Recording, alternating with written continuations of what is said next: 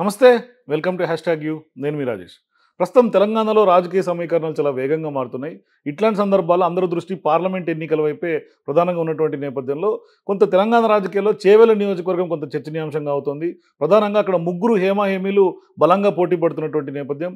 ఓవైపు సిట్టింగ్ ఎంపీగా ఉన్నటువంటి రంజిత్ రెడ్డి కాంగ్రెస్ పార్టీ నుంచి పోటీ చేస్తుంటే, కొండా విశ్వేశ్వరరెడ్డి మాజీ ఎంపీ ఆయన బీజేపీ నుంచి బరిలో ఉన్నారు. మరోవైపు ముదిరాజుల సామాజిక వర్గం సంబంధించినటువంటి బీసీ బిడ్డ ఇవాళ బీఆర్ఎస్ పార్టీ నుంచి అక్కడ బరిలో ఉండి కొట్లాడుతున్నటువంటి పరిస్థితి. స్వయంగా కేసీఆర్ అక్కడి నుంచే ప్రచారానికి స్వీకారం కూడా చుట్టినటువంటి నేపథ్యం.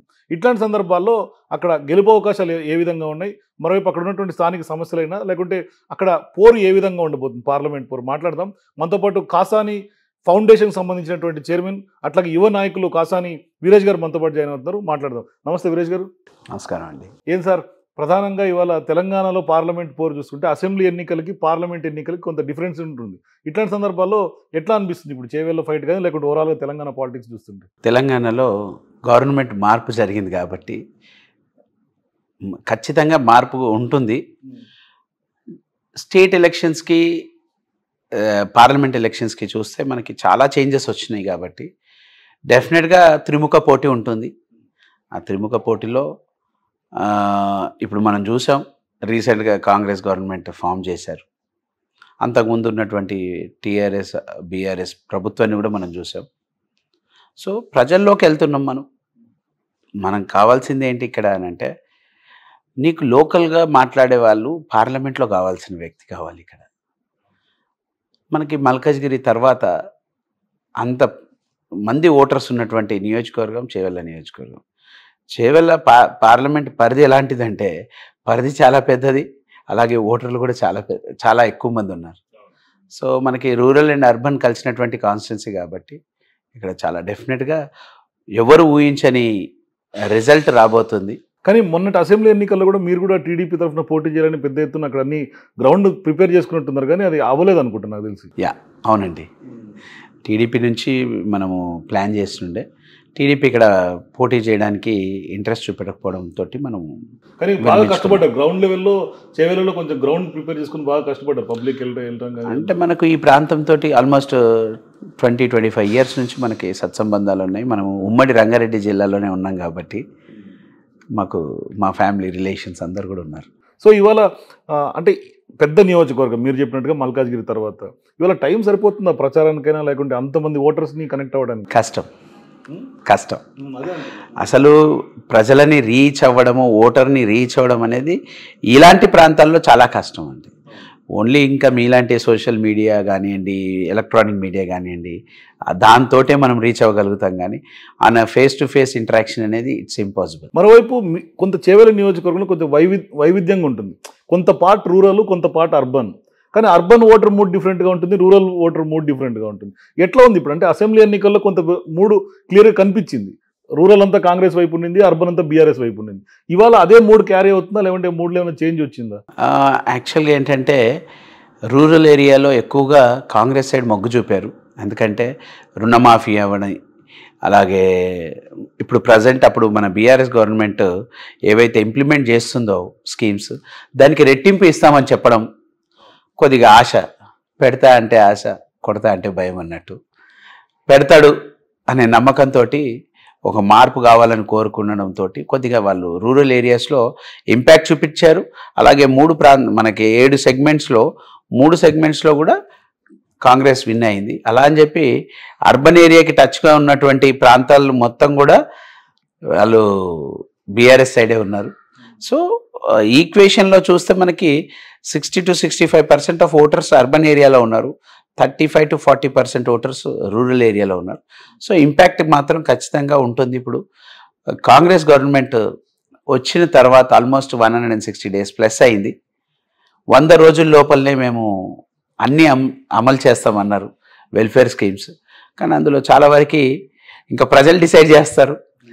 వాళ్ళకి వచ్చి ఉంటే వాళ్ళు అక్కడ వెళ్తారు, లేకపోతే ఒక ప్రశ్నించే గొంతుకు ఉండాలి అనే ఆలోచన ఉంది అనేది మేము గ్రౌండ్లో తిరిగినప్పుడు తెలిసింది. కానీ ప్రధానంగా ఇవాళ 420 హామీలుగా చెప్తా ఉన్నారు కాంగ్రెస్ పార్టీ హామీలు. ఎందుకు ఆ టైప్గా పోర్ట్రే అవుతుంది? ఎందుకంటే వాళ్ళేమో గ్యారెంటీలు అమలు చేసామంటున్నారు, మీరేమో 420 హామీలు అంటున్నారు. అంటే 420 హామీలు అనడం ఎందుకంటే అది సీక్వెన్స్ చూసుకుంటే అది 420 హామీస్ వచ్చినాయి సీరియల్ వైజ్ తీసుకుంటే. సో అన్ని హామీలు మేము ఇస్తాము, వాళ్ళు 2000 ఇస్తే మేము 2500 ఇస్తాం, వాళ్ళు ఒకరికి ఇస్తే మేము ఇద్దరికి ఇస్తాం, రుణమాఫీ మీరు తీసుకోండి, మళ్ళీ ఇమీడియట్గా లోన్ తీసుకోండి, డిసెంబర్ 10వ తారీఖు రోజున మేము వచ్చిన వెంటనే ఫస్ట్ ఆ ఫైల్ మీదనే సంతకం చేస్తామని చెప్పారు. దాన్ని నమ్మి చాలామంది రైతులు వాళ్ళకి మినిమం ఏదైతే మనము ఇన్వెస్ట్మెంట్ ఉంటుందో ఆ క్రాప్ ఇన్వెస్ట్మెంట్ కోసం లోన్స్ తీసుకున్నారు. ఈ రోజుకి వాళ్ళు ఎదురు చూస్తున్నారు. దాంట్లో భాగంగానే మనం రీసెంట్గా చూస్తున్నాం పవర్ కట్స్ కానివ్వండి. డెడికేషన్ తోటి ఒక పార్టీ డెడికేషన్ తోటి గవర్నమెంట్ని రన్ చేయడం అనేది కొద్దిగా చాలా కష్టమైనటువంటి పరిస్థితి. ఎందుకంటే నీకు వచ్చే ఆదాయాన్ని మనం పెట్టే ఖర్చులను బట్టి నడిపించుకోవాల్సిన అవసరం ఉంటుంది. కానీ దాంట్లో మరి ఎక్కడ అనంటే డిలే అవ్వడం ఒక రీజన్ అయితే, గవర్నమెంట్కి కూడా మనకి 5 months 6 months అనేది వెరీ షార్ట్ టర్మ్ అనిపించడం వల్ల మనం కూడా ఎక్కువగా డైరెక్ట్గా ఫోకస్ చేయలేకపోతున్నాం. కానీ అక్కడ 224 మంది రైతులు ఇప్పటికే ప్రభుత్వం వచ్చిన తర్వాత ఆత్మహత్య చేసుకున్నారు. అది మన లోన్స్ విషయంలో కానివ్వండి, వాళ్ళకు పంట నష్టం పరిహారంలో రాకపోవడం కానివ్వండి, ఈ ప్రాబ్లమ్స్ మాత్రం చాలా ఎఫెక్ట్ చేయబోతున్నాయి కాంగ్రెస్ గవర్నమెంట్. ఎందుకంటే కాంగ్రెస్ రైతుల ఆత్మహత్యల గురించి మాట్లాడితే రేవంత్ రెడ్డి గారు కూడా అన్నారు లిస్ట్ ఉంటే ఇవ్వండి, మేము దాన్ని పరిశీలి చేసి డెఫినెట్గా లిస్ట్ ఆల్రెడీ అసెంబ్లీ సాక్షిగానే ఆన్ రైటింగ్ ఇచ్చినారు. అది ఖచ్చితంగా గవర్నమెంట్ని కానివ్వండి, మన ముఖ్యమంత్రి గారిని కానీ ఇప్పటికైనా అది చేయాలని మేము కోరుతున్నాం. ఎందుకంటే పేదవారి కోసము రైతులకి కంపల్సరీగా మనము ఇది ఒక సంక్షేమ పథకాలలో ఫస్ట్ పేదవారికి అవకాశం ఇవ్వాలి. అందులో రైతులకి ఎలాంటి సౌకర్యాలు కావాలన్నా ఇవ్వాలి. దానికి అందరం కూడా ముందుండాలి, మనం అందరం కూడా ప్రోత్సాహంతో ఉంటాం. మనం కానీ ఇవాళ అంటే వచ్చిన 3 నెలలు మీరు అన్నారు 160 days ప్లస్ అని, 5 months అయిపోయింది. 5 months అంటే ఇప్పుడు ఈ వచ్చినటువంటి ఏర్పడినటువంటి ప్రభుత్వం ప్రజల్లో పూర్తిగా మేము హామీలు ఇస్తామని వాళ్ళు చెప్తున్నారు, చాలా కాన్ఫిడెంట్గా ఉన్నారు. కానీ మీరేమో వ్యతిరేకత ఉంది అని చెప్తున్నారు, యాంటీ ఇన్కంబెన్స్ అప్పుడే స్టార్ట్ అయిపోయిందని చెప్తారు. కేసీఆర్ గారు కూడా చాలా స్పీచ్లు ఇదే చెప్తున్నారు. అంటే ఇది క్రియేట్ చేసినటువంటి వ్యతిరేకత, ప్రజల్లో హార్ట్ఫుల్గా వచ్చినటువంటి వ్యతిరేకత. అంటే ఏ వ్యతిరేకతని క్రియేట్ చేసే పరిస్థితి లేదండి ఇప్పుడు. ఎందుకంటే రైతుకు కూడా నాలెడ్జ్ పెరిగిపోయింది, కమ్యూనికేషన్ అనేది విపరీతమైనటువంటి ఏమంటారు ఫాస్ట్నెస్ తీసుకుంది. ఏ విషయాన్నైనా విత్ ఇన్ సెకండ్స్, మైన్యూట్ సెకండ్స్లో it is reaching to the end corner. మనం ఎన్ని చెప్పినా ఏది చెప్పినా చాలా తేలికగా తెలిసిపోతుంది. ఇంతకుముందు అంటే 1 సంవత్సరం అని ఇవ్వాలి అనే పరిస్థితి ఉండేది. నేను సంవత్సరం తర్వాత నేను చేస్తా అని హామీలలో చెప్పుంటే బాగుండేది. నేను వచ్చిన వెంటనే డిసెంబర్ 10వ తారీఖు రోజునే నేను ఇది చేస్తాను అనేది ఒక విషయం మాత్రమే మనం చెప్తున్నాం. ఈ ఒక్క విషయాన్ని కూడా వాళ్ళు రైతులకు చేస్తుంటే చాలా బాగుండేది. అప్పుడు రాజశేఖర రెడ్డి గారు 2004లో అయినప్పుడు ఫస్ట్ ఆయన కరెంటుకి సంబంధించినటువంటి రైతులకు సంబంధించినటువంటి ఫైల్ మీద సంతకం చేసింది కాబట్టి ఆయన దేవుడిగా మిగిలిపోయారు. మనమేమంటున్నామంటే ఇక్కడ ఒక హిస్టరీ క్రియేట్ చేసినారు. ఎన్టీ రామారావు గారు కానివ్వండి, చంద్రబాబు నాయుడు గారు కానివ్వండి, రాజశేఖర రెడ్డి గారు కానివ్వండి, కేసీఆర్ గారు కానివ్వండి. ఈ మధ్యలో కొంతమంది వచ్చినా కూడా మనకి అంతగా ఐడియా లేదు వాస్తవంగా చెప్పుకోవాలంటే. ఇప్పుడు రేవంత్ రెడ్డి గారు వచ్చారు, వారు కొద్దిగా ఎజెండా తీసుకొని వాళ్ళ మేనిఫెస్టో తీసుకొని ప్రజల్లోకి వెళ్ళారు. ప్రజలు మ్యాండేట్ ఇచ్చారు, 63 మెంబర్స్ని వాళ్ళకి ఇచ్చారు. 64 మెంబర్స్ని ఇచ్చారు విత్ సిపిఐ వాళ్ళ కోయిలేషన్లో వచ్చారు. మంచి మెజారిటీ. వాళ్ళు గవర్నమెంట్ ఫంక్షనర్స్ మీద వాళ్ళు వర్క్ చేయాల్సింది పోయి టార్గెట్ చేస్తున్నారు. సో అది ఒకటి కరెక్షన్ చేసుకుంటే బాగుంటుంది. వాళ్ళు బీఆర్ఎస్ పార్టీ నాయకులు టార్గెట్ చేస్తున్నారు అంటే టార్గెట్ చేస్తున్నారు అని అంటే అదొక బదలా అనే పరిస్థితిలో ఉన్నట్టు అనిపించింది. ఎందుకంటే వాళ్ళ వర్షన్లో మనం మ్యాక్సిమం ఏం చూసాము, కరెంటు సమస్యలు విపరీతంగా పెరిగాయి. అందులో కొత్తగా ఏం లేదు, ఉన్న పరిస్థితిని యాజ్ ఇట్ ఈస్గా ఇంప్లిమెంట్ చేసినా ఓవర్ ఏ పీరియడ్ దాంట్లో ఏదన్నా తప్పులు జరిగినా దాన్ని రెక్టిఫై చేసుకోవచ్చు. కానీ వచ్చిన ఫస్ట్ డే నుంచే మనం కరెంట్ కట్స్ చూస్తున్నాం. ఇంతకుముందు జనరేటర్స్ బంద్ ఉండేటివి, ఇన్వర్టర్స్కి పెద్ద పని లేకపోయేది, ఇప్పుడు మళ్ళీ వస్తున్నాయి. దానివల్ల ఇంకోటి మనం సిటీలో మేజర్గా చూసుకుంటే వాటర్ ట్యాంకర్స్కి పక్కన పడిపోయి ఉన్నటువంటి పరిస్థితిని కాస్త మళ్ళీ అవి లైమ్లైట్లోకి వచ్చినాయి. వాటర్ ట్యాంకర్స్ ద్వారా ఇప్పుడు మనం కొనుక్కోవాల్సిన పరిస్థితికి వచ్చింది. ఇవన్నిటికీ ఏంటంటే కొత్తగా ఏం లేదండి, మనం ఉన్నటువంటి రిసోర్సెస్ని డెడికేటెడ్ టీంని పెట్టి వాళ్ళు కనుక ఇంప్లిమెంట్ చేసినట్టుగా ఇంప్లిమెంట్ చేసి అందులో ఇంకేదైనా బెటర్గా చేస్తే బాగుండేదండి. కానీ కాంగ్రెస్ పార్టీ నాయకులు చెప్పేది పవర్ కట్స్ లేవు, మరోవైపు కరువు ఏదైతే ఇప్పుడు ప్రధానంగా ఎజెండాగా ముందుకు తీసుకెళ్తారు ఎంత కూడా గతంలో వర్షాలు లేకపోవడం వల్ల వచ్చింది, కానీ కాంగ్రెస్తో వచ్చింది కాదు అని వాళ్ళు చెప్తున్నారు. నేను మిమ్మల్ని సూటిగా అడుగుతున్నా, వర్షాలు రాలేదా లాస్ట్ ఇయర్? ఏ ఇయర్ రాలేదు? వర్షాలు వస్తున్నాయి. కాకపోతే ఏంటంటే మనకి తెలంగాణ ప్రాంతాన్ని మన పక్క నుంచి అలా నీరు పోయేది, మన ప్రాంతానికి నీరు వచ్చే పరిస్థితి లేకుండే. అలాంటిది కాళేశ్వరం ప్రాజెక్ట్ కానివ్వండి, ఇరిగేషన్కి పెద్దపీట వేశారు.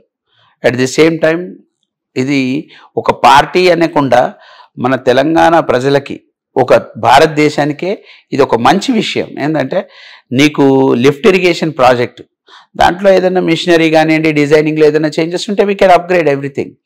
కానీ దాన్ని సాకుగా చూపించి అలా పెట్టడం వల్ల అది మనకి మైనసే కానీ ప్లస్ కాదు. దాన్ని రిపేర్ చేసి ఉండాల్సింది. అది రిపేర్ మన అందరూ రీవోల్ట్ స్టార్ట్ అవుతుంది అన్నప్పుడు చేయకుండా ఒకసారి గెలిచిన తర్వాత రాజకీయాలు పక్కన పెట్టి గవర్నమెంట్ మిషనరీ మీద కాన్సన్ట్రేట్ చేసి ప్రజలకు అందుతున్నటువంటి స్కీమ్స్ మీద చూడాలి. ఇప్పుడు వరకు వాళ్ళు చెప్పినటువంటి ఒక 5 విషయాలు చెప్తాను. బస్సుకి మహిళల కోసము బస్సు ఉచిత ట్రాన్స్పోర్ట్ సర్వీస్ అన్నారు. ఆ ట్రాన్స్పోర్ట్ సర్వీస్ మేము మరీ పర్టికులర్గా మేము పరిగి ప్రాంతంలోనే చూసాం. బస్సులు ఆపట్లేదు. ఆపకపోతే మహిళలందరూ రోడ్డు మీదకి వచ్చి ధర్నా చేసి బస్సు ఆపేటట్టు చేశారు. మనము స్కీమ్స్ ఇస్తున్నాము అని అంటే ఆ స్కీమ్స్ని 100% ఇంప్లిమెంట్ చేసే అదేమంటారు వ్యవస్థను కూడా మనము ఆల్టర్నేట్గా క్రియేట్ చేసుకోవాలి. టైప్ ఆఫ్ మెకానిజం ఉండాలి. అది లేకుండా పోయింది. ఎందుకు అది ఎంత జరిగింది అని అంటే లాస్ రావద్దు ఆర్టీసీకి కాబట్టి బస్సులు తగ్గించేయడం, సర్వీసెస్ ఆడ్ టైంలో పెట్టుకోవడం, సర్వీస్ కరెక్ట్గా లేకపోవడం, చాలా చోట్ల బస్సులని ఆపకపోవడం, బస్ స్టాప్స్లో ఆపకపోవడం. మహిళలు కూడా కొద్దిగా బాధలో ఉన్నారు. కానీ టు సర్టన్ ఎక్స్టెంట్ అదొకటి ఇంప్లిమెంట్ అవుతుంది. మిగతాది తులం బంగారం ఇంతవరకు 1 తులం కూడా వేయలేదు. షాదీ ముబారక్ పరిస్థితి కూడా అంతే. మొన్న రంజాన్ పండుగ రోజున చాలామంది ముస్లిమ్స్ పేదవాళ్ళు ఉంటారు, రంజాన్ తోఫానే వచ్చినండి, అది రాకపోవడం. అలాగే మనకి రైతుల పరిస్థితి ఆన్ ఫీల్డ్ వెళ్తే తెలుస్తుంది. ఏంటంటే ఆన్ ఫీల్డ్లో మాకు అర్థమైంది ఏంటంటే వాళ్ళకి కరెక్ట్ టైంకి సకాలంలో కరెంటు లేకపోవడం, సాగునీరు వాటర్ ఇవ్వలేకపోవడం. దీనివల్ల రైతులు చాలామంది వాళ్ళ పంటలు నష్టమయ్యి వాళ్ళు ఆత్మహత్య చేసుకునే పరిస్థితి వచ్చింది. నష్టంలో ఉన్నారు. వాళ్ళు సీరియస్గా చాలా బాధపడుతున్నారు. అరే ఏంటి ఇది, మనము మార్పు అంటే దాన్ని ఇంకా బెటర్గా అవుతుంది అనుకున్నాం, ఉన్నది కాస్త ఇంకా తగ్గుతుంది, కొంచెం పెరగాలి కదా అనే దాని మీద ఉన్నారు. మేము కూడా చాలామంది రైతులకు ఏం చెప్పామంటే, మనము ముఖ్యమంత్రి గారికి మీరు డైరెక్ట్గా రెస్పాండ్ అవ్వండి, మీరు పోస్ట్ కార్డు ఉద్యమం అనేది కూడా మేము తీసుకుంటున్నాం. పోస్ట్ కార్డు ఉద్యమం ద్వారా మనకున్నటువంటి సమస్యలను ముఖ్యమంత్రి గారికి నేరుగా ఉత్తరం ద్వారా మనం పంపిద్దామని. ఎందుకంటే ఈ సోషల్ మీడియాలో ఎన్ని వచ్చినా అవి క్రియేటివిటీ అనుకుంటారు. వాళ్ళు రాసి వాళ్ళ స్వయంగా వాళ్ళకు ఉన్నటువంటి సమస్యలను మనం తెలిస్తే వాళ్ళు దానికి రెస్పాండ్ అవ్వాలని మేము కోరుకుంటున్నాం. కానీ అంటే ఇప్పుడు సాల్వ్ కావాలని సమస్యలన్నీ చూస్తుంటే ఇవాళ ప్రజల్లోకి మీరు వెళ్తున్నటువంటి నేపథ్యంలో బడుగు బలహీన వర్గాల ప్రజలందరూ కూడా ఏమన్నా కాంగ్రెస్ని గెలిపించి ఏమైనా తప్పు చేశామా అనే ఒక ఏమన్నా అట్లాంటి ప్రశ్న ఏమన్నా ఉత్పన్నమవుతుందా? అంటే బేసిక్ ఏంటంటే హామీలండి.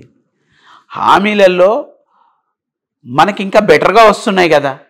ఇక్కడైతే 2000, అక్కడ 2500 కదా. మాకు కొద్దిగా సరిపోవట్లేదు, ఇంకా ఇది వస్తే బెటర్ వస్తుంది అనే ఆలోచనతోటి స్కీమ్స్ ద్వారా వాళ్ళు ఖచ్చితంగా రెస్పాండ్ అయ్యారు. దాని ద్వారా మనము ఇంకోటి ఏంటంటే మనకి ఈ 10 సంవత్సరాల వ్యవస్థలో తెలంగాణ రాష్ట్రం ఏర్పడిన తర్వాత నుంచి కూడా ఒకే గవర్నమెంట్ ఉండడం కూడా ప్రజలు ఏమనుకున్నారంటే కొంతమంది మార్పు అడుగుతున్నారు, మేము ఇంకా బాగా చేస్తామంటున్నారు. కాబట్టి వాళ్ళకి ఇచ్చి చూద్దామని ఆలోచించారు. ఇప్పుడు వాళ్ళు ఇంత తొందరగా మేము ఇంత వ్యతిరేకత వస్తుందని మేము కూడా అనుకోలేదు. కానీ ఇవాళ కేసీఆర్ గారు బస్ యాత్ర స్టార్ట్ చేశారు. సో అది పార్లమెంట్ ఎన్నికల ఎజెండాగానే ముందుకు వెళ్తున్నారు. సో అదేమన్నా కొంత మార్చే అవకాశం ఉందా డైనమిక్స్ పొలిటికల్గా? ఎలక్షన్స్లో ఖచ్చితంగా ఎలక్షనీరింగ్ లెక్కనే ఉంటుందండి. కానీ ఈ యొక్క బస్ యాత్ర ద్వారా కేసీఆర్ గారు ఏంటంటే ఒక తెలంగాణ రాష్ట్రాన్ని సాధించిన రాష్ట్ర సాధకుడు. డెవలప్మెంట్లో భాగంగా వారు ప్రధాన పాత్ర పోషించారు. ఈ హిమ్సెల్ఫ్ వాళ్ళకి ఇల్లు కూడా కరెక్ట్ చేసుకునే పరిస్థితి లేకుండా, వాళ్ళ ఇల్లు ఇప్పుడు నందినగర్లో ఉన్న ఇల్లు వాళ్ళు మాడిఫికేషన్స్ కూడా చేసుకోలేరు. వాళ్ళ కాన్సన్ట్రేషన్ మొత్తం కూడా డెవలప్మెంట్ ఫోకస్ మీద పెట్టుకున్నారు. ఆ పరిస్థితి చూస్తే అంత డెడికేటెడ్గా వర్క్ చేశారు. ఒకటేంటంటే ప్రజలతోటి ఎక్కువగా ఇంటరాక్షన్ కాలేకపోయారు అన్న ఒక ఫీలింగ్ తప్ప, మైక్ ముందుకు వచ్చి రోజు వచ్చి ఒకరిని విమర్శించడం అనేది కాన్సెప్ట్ పెట్టుకోకుండా వాళ్ళు వాళ్ళ కాన్సెప్ట్ మీద పోయారు. ప్రజలు వీళ్ళు ఒక 10 సంవత్సరాలు అయింది కాబట్టి మార్పు అనుకున్నారా, లేదా ఇంకా బెటర్గా వస్తే బాగుంటుందని ఆశపడ్డారా తెలీదు.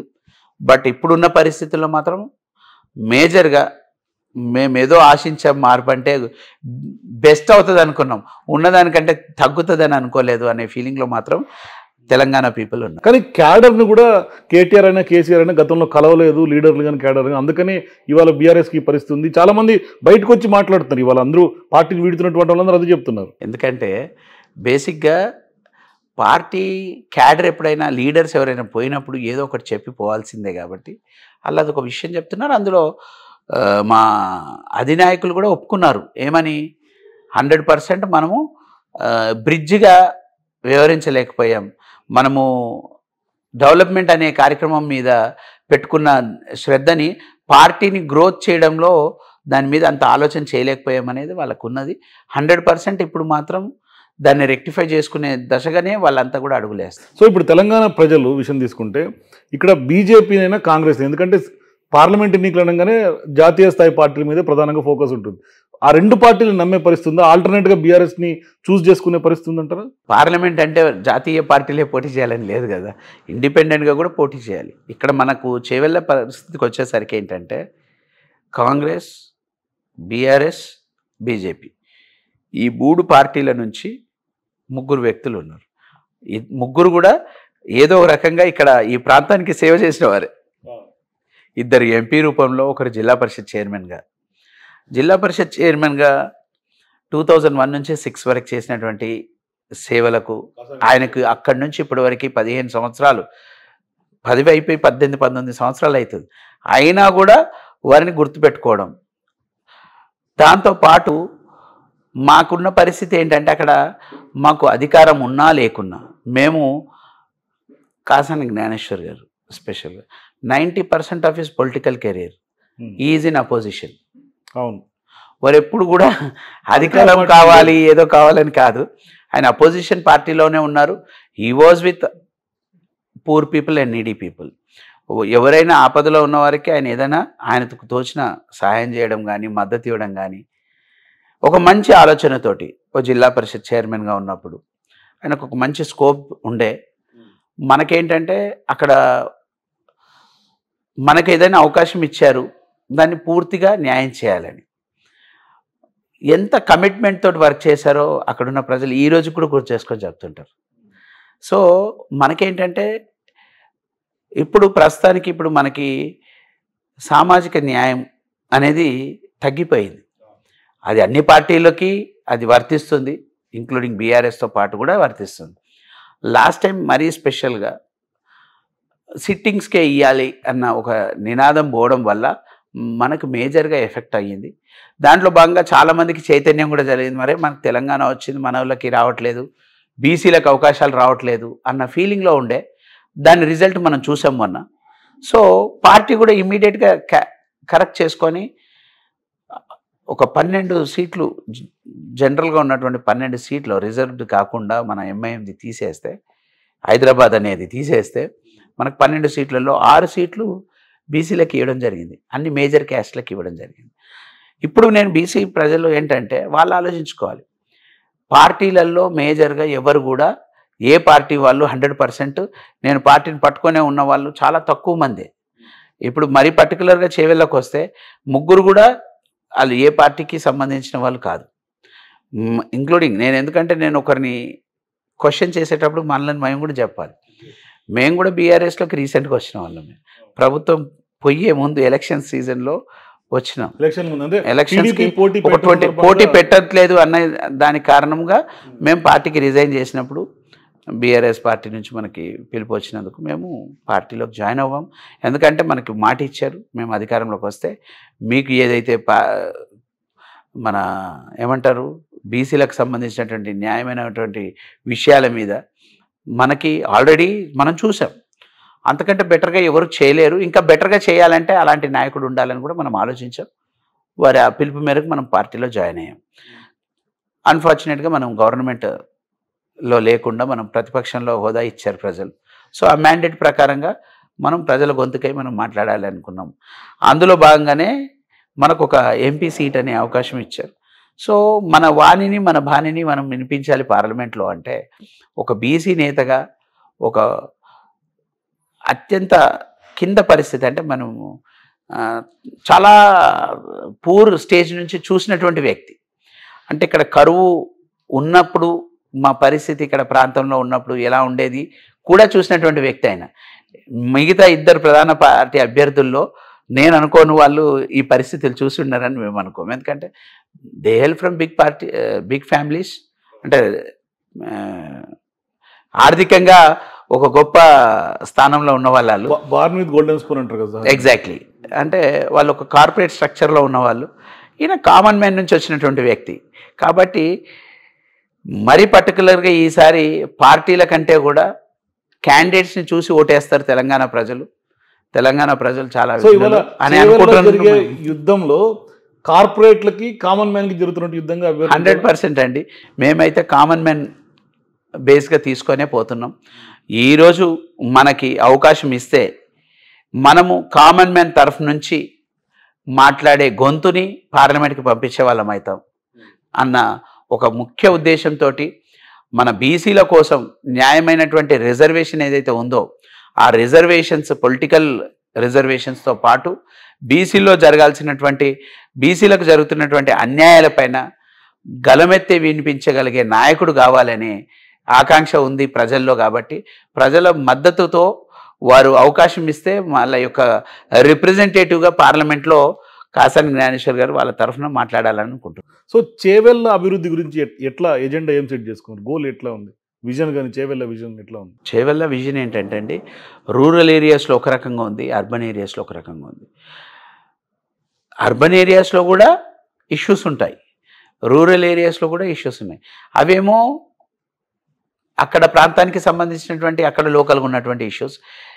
ఇవేమో ఇక్కడ మనకి అర్బన్లో ఉన్నటువంటి విషయాల గురించి, ఇన్ఫ్రాస్ట్రక్చర్ కానివ్వండి, మనకి కరెంట్ కానివ్వండి, వాటర్ కానివ్వండి, అన్నిటికంటే ముందు మన గవర్నమెంట్ నుంచి, సెంట్రల్ గవర్నమెంట్ నుంచి రావాల్సినటువంటి స్కీమ్స్ కానివ్వండి, ఇంప్లిమెంటేషన్ కానివ్వండి, దానికి సంబంధించినటువంటి పేదవారికి రీచ్ అయ్యే విధంగా ట్యాక్స్ పేయర్స్కి వాళ్ళకి కావాల్సినటువంటి బెనిఫిట్స్, వాళ్ళకు రావాల్సినటువంటి విధి విధానాలలో వాళ్ళకు రావాల్సినటువంటి హక్కులు, వాటి గురించి మన యొక్క ప్రధాన పాత్ర పోషిస్తున్నాం.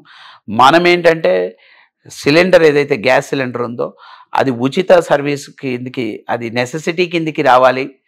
ఆ నెసెసిటీలో భాగంగా ఉచితంగా సప్లై చేసే విధంగా గవర్నమెంట్ని ప్రశ్నించే గొంతుగా ఉండాలనుకుంటున్నాం. ఎందుకంటే మనము బీజేపీలోనో కాంగ్రెస్లోనో ఉంటే అక్కడ రాష్ట్ర నాయకులు, దేశ నాయకులు ఉంటారు, వాళ్ళకే ఎక్కువ సమయం కేటాయించగలుగుతారు. మన వాళ్ళు కనుక లోకల్ ఫ్లేవర్ అక్కడ ఉంటే వాళ్ళు 100% మనం గలమెత్తి మన విషయాల గురించి ఎక్కువ మాట్లాడే అవకాశం ఉంటుంది. కాబట్టి ఆ అవకాశాన్ని మాట్లాడగలిగే వ్యక్తి అనుభవించాడు. ఆయనకున్నటువంటి అనుభవాల ద్వారా పార్లమెంట్లో ఆయన గొంతు ద్వారా మనం ఒక ప్రశ్నించి మనం గవర్నమెంట్ నుంచి మనం సంపాదించుకోగలుగుతామని అనుకుంటున్నారు. దాంట్లో భాగంగానే మన ప్రజలందరినీ కూడా ఏంటంటే చేవెళ్ళ ప్రాంత ప్రజలందరినీ కూడా కోరేది ఏంటంటే మన గొంతుని పార్లమెంట్కి పంపిస్తే మన కోసం మాట్లాడే వ్యక్తి ఉంటాడు, లేదంటే కార్పొరేట్ స్టైల్లోనే ఉంటుంది. సో ఇప్పుడు ఒక బీసీ బిడ్డగా బీసీ కులాల గతంలో కూడా బీసీ కులాల తోడ్పాటు కోసం కూడా పనిచేసినాడు ఆయన. సో ఇట్లాంటి సందర్భాల్లో ఆ ఓట్ బ్యాంక్ అంతా కొంత కన్సల్టెడ్ అయ్యే అవకాశం ఉందంటారా? పార్టీలకు అతీతంగా కాసాని జ్ఞానేశ్వర్ గారికి పార్టీలకు అతీతంగా ఆయనకు ఉన్నటువంటి సత్సంబంధాలు కానివ్వండి, ఆ ప్రాంతంతో ఉన్నటువంటి పరిచయాలు కానివ్వండి, అవే గెలిపిస్తాయి అతనికి. ఎందుకంటే 93 బీసీ కులాలు అంటే వారు చెప్పారు ఏంటంటే ఒకే జిల్లాలో అన్ని కులాలు ఉండవు. అప్పుడు ఉమ్మడి ఆంధ్రప్రదేశ్లోనే 93 బీసీ కులాలు, అన్ని కులాలను ఐడెంటిఫై చేసి ఒక వేదికను ఏర్పాటు చేసి ఆ వేదికకు అధ్యక్షుడిగా వివరించి వాళ్ళందరి బాగోగుల గురించి ఆలోచన చేసినటువంటి వ్యక్తి కాసాని జ్ఞానేశ్వర్ గారు. మనకు మేజర్గా వచ్చేసి ఇక్కడ ఏంటంటే 12 పనిముట్లు అంటారు. అంటే వాళ్ళు ఏమంటారు, వాళ్ళ వృత్తిపరమైనటువంటి విధానాన్ని అవలంబిస్తున్నారు. ఈ రోజు కూడా దే ఎగ్జిస్ట్. వాళ్ళ హక్కుల కోసం ఒక వ్యక్తి ఒక గొంతుగా మాట్లాడాలి. అక్కడ మాట్లాడాల్సిన విషయాలు ఏంటంటే వాళ్ళు అనుభవిస్తున్నటువంటి పరిస్థితులను మనం ప్రపంచానికి చెప్పాలి. అందులో పార్లమెంట్ వేదికగా వాళ్ళ యొక్క అవసరాలు, వాళ్ళకు ఉన్నటువంటి సమస్యల గురించి మాట్లాడాలి అని అంటే ఖచ్చితంగా కాసాని జ్ఞానేశ్వర్ గారికి మద్దతు తెలపాలన్న ఆలోచనతోటి ఆ యొక్క బీసీ సంఘాలు కానివ్వండి, మరి ముఖ్యంగా మా ముదిరాజు సంఘం కానివ్వండి, వాళ్ళందరూ కూడా మాకు సంబంధం లేకుండా పార్టీలకు అతీతంగా వాళ్ళు అక్కడికి వెళ్ళి మాట్లాడగలుగుతున్నారు. మొబిలిటీ ప్రాబ్లం ఉంది. మన అభ్యర్థి ఏంటంటే వాళ్ళు మీకు అందరికీ చెప్పాం, మనమైనా కూడా ఎవరం రీచ్ అవ్వలేం. ప్లేసెస్ ఎక్కువ ఉన్నాయి. మనకు ఓన్లీ అర్బన్ ఏరియాలోనే ఆల్మోస్ట్ 2800 గేటెడ్ కమ్యూనిటీస్ ఉన్నాయి, major gated communities, which is impossible to reach there. అలాగే మనకి రూరల్ ఏరియాస్లో చూస్తే నీకు ఆల్మోస్ట్ మనము డివిజన్స్ కానీ యూనిట్స్ కానీ మండల్స్ని కానీ యూనిట్గా తీసుకుంటే ఇట్స్ ఆల్మోస్ట్ 62 యూనిట్స్ ఉన్నాయి. సో ఇవన్నీ చూస్తే మనము రీచ్ అవ్వడం అనేది ఇంపాసిబుల్ ఈ 15-20 డేస్ లోపల. కానీ వాళ్ళ యొక్క వాయిస్ని మనకున్నటువంటి మీడియంస్ ద్వారా కానివ్వండి, మనకున్నటువంటి కార్యకర్తల ద్వారా కానివ్వండి, మనకున్నటువంటి పార్టీ స్ట్రక్చర్ ద్వారా రీచ్ చేసే విధంగానే మనం ప్రయత్నం చేస్తున్నాం. సో ఇప్పుడు కాంగ్రెస్ పార్టీ వచ్చిన 4-5 నెలల్లోనే ప్రజలు మార్పు కోరుకునే పరిస్థితులు ఉన్నాయి. అంటే ఆల్టర్నేట్ ఇప్పుడు ప్రజలని వాళ్ళు నేను ఇంతకుముందు చెప్పినట్టుగా కమ్యూనికేషన్ కానివ్వండి, వాళ్ళకి రీచ్ అవ్వడం కానివ్వండి, ఇట్స్ ఇన్ మైన్యూట్ సెకండ్ కూడా పడట్లేదు. ఆలోచన విధానం కూడా అంతే ఫాస్ట్గా ఉంది. 10వ తారీఖు డిసెంబర్ 10 అన్నారు, తర్వాత ఫిబ్రవరి 10 అన్నారు, ఇప్పుడు ఆగస్ట్ 15 అన్నారు. అది అవుతుందా లేదా అన్న ఆందోళన ఉన్నారు ప్రజలు. ఎందుకంటే when you have a commitment you need to fulfil it in accordance with the time guide lines. నేను చేస్తాను అని లాస్ట్ 2 ఇయర్స్కో 1 ఇయర్కో చేస్తే కుదరదు కదండి. మనము నిరుద్యోగ వృత్తి అన్నారు, ఎక్కడ లేదు. అలా 420 హామీస్ ఇచ్చారు, 420 హామీలు అంటున్నారు. సో దాని నెంబర్ ఆ విధంగా చూసాం. కానీ వాస్తవంగా కూడా హామీలలో వాళ్ళ యంత్రాంగం వర్క్ చేస్తున్నారు, 18 hours వర్క్ చేస్తున్నారు, నిరంతరం నేను వర్క్ చేస్తున్నాను అంటున్నారు. మనము ప్రజల్లోకి రీచ్ అయిందా లేదా అనేదే చూస్తారు, వర్క్ చేస్తున్నామా లేదా అనేది కాదు. మనము రీచ్ చేయగలిగామా లేదా, మానిటర్ చేస్తున్నామా లేదా, ఈ కాన్సన్ట్రేషన్లో కాంగ్రెస్ ఇప్పుడున్నటువంటి government it's lacking behind. So Chevella నియోజకవర్గం గురించి మాట్లాడుతున్న సందర్భంగా అక్కడ మీకున్నటువంటి బలం ఏంటి? అంటే ఇందాక మీరు చెప్పారు కొన్ని బలాలు, ఇప్పుడు స్పెసిఫిక్గా ఏంటి గెలుపు అవకాశాల మీద మీకున్నటువంటి బలం ఏంటి? మా బలమే మా అభ్యర్థి అండి. బీఆర్ఎస్ పార్టీ చేసినటువంటి స్కీమ్స్, వెల్ఫేర్ స్కీమ్స్ కానివ్వండి, కేసీఆర్ గారు తీసుకొచ్చినటువంటి విప్లవాత్మకమైనటువంటి మార్పులు ఏంటంటే, ఒకటి వాళ్ళకి ఎవరికి మన పెళ్ళి చేసుకుంటే వాళ్ళకి ఒక ఫైనాన్షియల్ ఎయిడ్ ఇవ్వాలని, చదువుకుంటే ఫారెన్లో కూడా చదువుకోవడానికి ఓవర్సీస్ స్కాలర్షిప్ కానివ్వండి, బీసీల కోసము స్కాలర్షిప్, మన వెల్ఫేర్ స్కీమ్ 1 lakh బెనిఫిట్ కొద్దిగా దొరికింది. కానీ ఇంప్లిమెంట్ ఫుల్ఫిల్ చేసే లోపలనే గవర్నమెంట్ మారింది కాబట్టి అది ఒకటి జరిగింది. అలాగే మన దళిత బంధు కానివ్వండి, రైతు బంధు అనేది చాలా మేజర్ ఇంపాక్ట్. మనం హెల్త్ కేర్కి ఇచ్చినటువంటి బెనిఫిట్స్లో ఏ గవర్నమెంట్ కూడా ఇవ్వలేదు. ఎందుకంటే నీకు సీఎం రిలీఫ్ ఫండ్ అనేది ఇట్ హెల్ప్డ్ లైక్ హెల్త్. ఎవరు ఏ స్టేట్ కూడా అలాంటి సాహసం చేయలేకపోయింది. But still we need to do something. ఇంకా చేయాల్సింది ఉండే, but we loss the government. ఇవన్నీ పాజిటివ్ అసెట్స్ బాగానే ఉన్నాయి, కానీ నెగిటివ్ షేడ్స్ కూడా ఉన్నాయి. 100% ఉంటాయి. మనిషి అన్న వాళ్ళకి పాజిటివ్ అండ్ నెగిటివ్ ఉంటుంది. వెలుతురు, చీకటి, న్యాయం, అన్యాయం. ఒకరికి మంచి చేస్తున్నామంటే ఎక్కడికన్నా ఒకరికి తెలియకుండా అన్యాయం జరగవచ్చు. అందులో జరిగిన అన్యాయంలో మేము కూడా ఒకప్పుడు ఉన్నాం, వాస్తవం అది. సో ఇప్పుడు మీరు చెప్పినవన్నీ చూస్తుంటే పార్లమెంట్ ఎన్నికల్లో కాంగ్రెస్ పార్టీకి, అధికార పార్టీకి ప్రజలు షాక్ ఇచ్చే అవకాశాలు ఉన్నాయా? 100% అండి. నేను మీకు ఇప్పుడు ఇంతకుముందు కూడా చెప్పాను, మళ్ళీ చెప్తున్నాను. పార్టీలకు అతీతంగా ఈసారి ఎన్నికలు జరగబోతున్నాయి. క్యాండిడేట్ ఓరియంటేషన్గానే ఈసారి ప్రజలు తీర్పు ఇవ్వబోతున్నారు. పార్టీలలో ఎక్కువగా ఈసారి మీరు ఆలోచించుంటే మొన్న మార్పు అనేది ఏదైతే జరిగిందో ఈ ఎలక్షన్స్ మాత్రం బీసీ నినాదంతో ఎలక్షన్స్ జరగబోతున్నాయి. బీసీలకు పెద్దపీట వేయబోతున్నారు. అన్ని పార్టీల్లో ఉన్నటువంటి బీసీలకు ఇది ఒక మంచి ఎలక్షన్ అవ్వబోతుంది. ఎందుకంటే ఈసారి ప్రజలందరూ కూడా ఆలోచిస్తున్నారు, సమాన హక్కు రావాల్సిన అవసరం ఉంది, సబ్బండ వర్గాలకు సంబంధించినటువంటి గొంతులను పార్లమెంట్కి పంపించాలనే ఆలోచనలో ఉన్నారు. సో పార్టీలకు అతీతంగా అంటున్నారు. కానీ ఇవాళ మోడీ చరిష్మా 400 అబ్కి బార్ 400 కి బార్ ఇదేమి కొంత ప్రభావం ఉండదు అనుకుంటున్నారా? అబ్కి బార్ 400 బార్ అనేది ఇంపాసిబుల్ అనుకుంటున్నానండి. ఎందుకంటే it may cross 200 but not వాళ్ళకి మెజారిటీ వచ్చే పరిస్థితి కొద్దిగా ఇబ్బందికరంగానే ఉంది.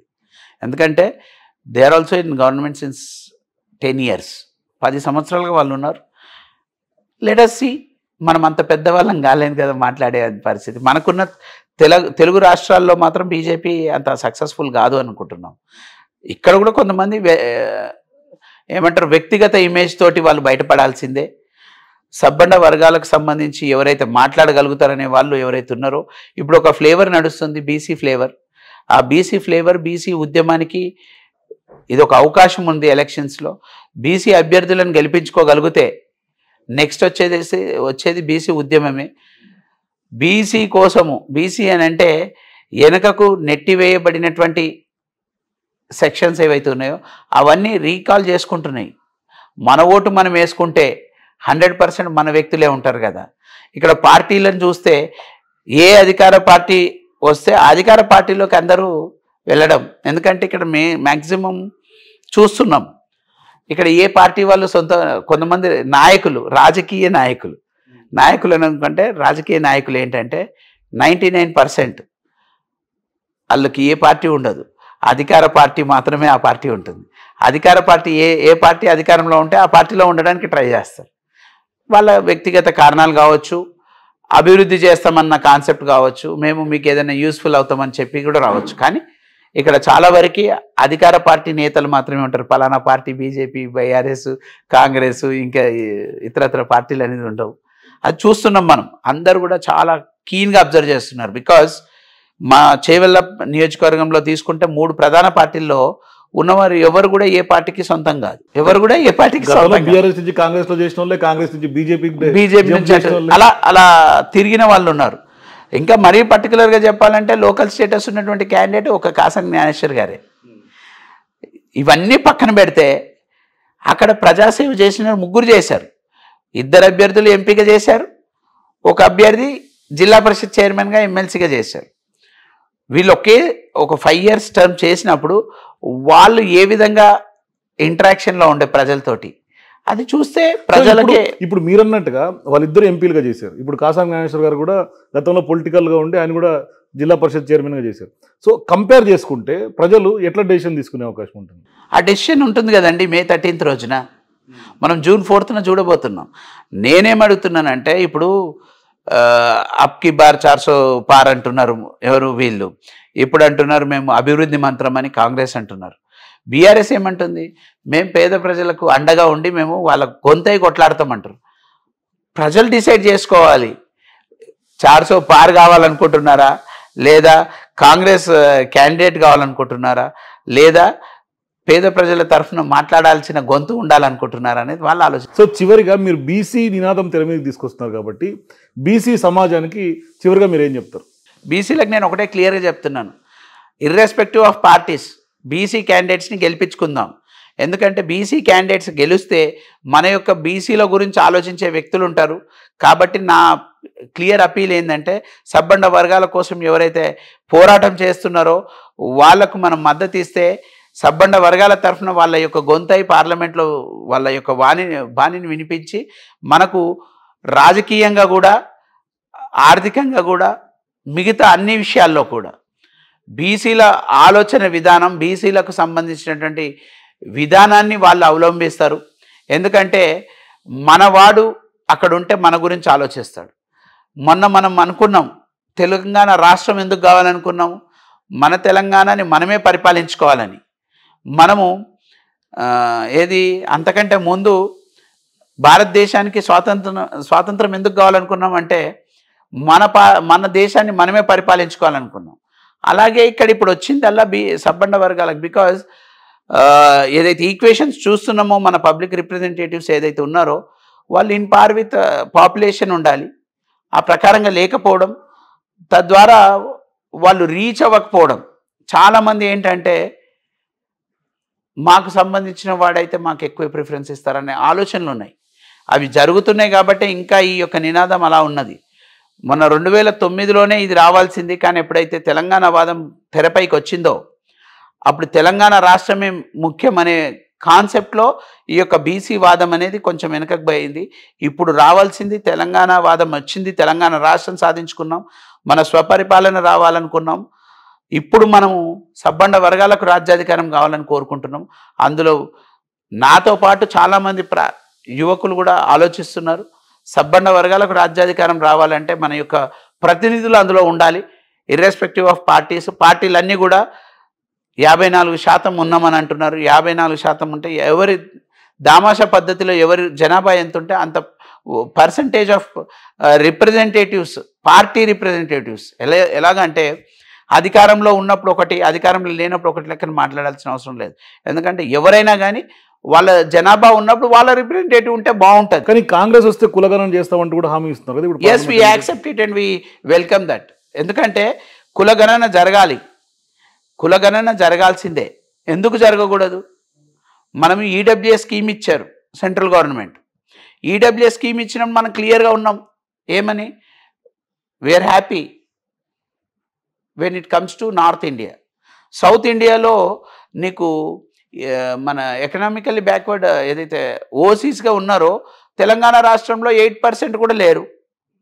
అలాంటి 8% లేని వాళ్ళకి 10% ఈడబ్ల్యూఎస్ ఇచ్చారు. 56% ఉన్నటువంటి బీసీలకి 32% ఉన్నది కాస్త 26% చేశారు, which is not legal according to me. మనకు దామాషా పద్ధతిలో వాళ్ళు కనుక రిజర్వేషన్స్ ఇవ్వాలి, అది ఇవ్వాలి అని అంటే మన వాళ్ళు అందులో మాట్లాడాల్సిన పరిస్థితి ఉంది. మాట్లాడాలంటే ఏదో డమ్మీలను ఇంకేదో పెట్టడం కాకుండా ఖచ్చితంగా ఈ ఆలోచన విధానం వాళ్ళ మనసులో మెదడులో ఉండాలి. నిజంగా నాలుక దగ్గర కాదు, మనసులో ఉండాలి, మెదడులో ఉండాలి. అది ఉంటే ఖచ్చితంగా వాళ్ళు వాళ్ళ గురించి ఎక్కడున్నా అవకాశం వచ్చినప్పుడు ఖచ్చితంగా ఆ యొక్క విషయం మీద మాట్లాడగలుగుతారు. ఆ మాట్లాడే సత్తా ఉన్న నాయకుడు కాబట్టి మేము ఇక్కడ ఉన్నటువంటి నాయకుడికి మేము మద్దతు ఇస్తున్నామని అన్ని కుల సంఘాలు మాకు మద్దతు తెలిపారు. ఇర్రెస్పెక్టివ్ ఆఫ్ పార్టీస్ మీరు మంచి రిజల్ట్స్ చూడబోతున్నారు. థ్యాంక్ యూ కాసాని వీరేష్ గారు. ఇది కాసాని వీరేష్తో exclusive interview. For more videos please watch #.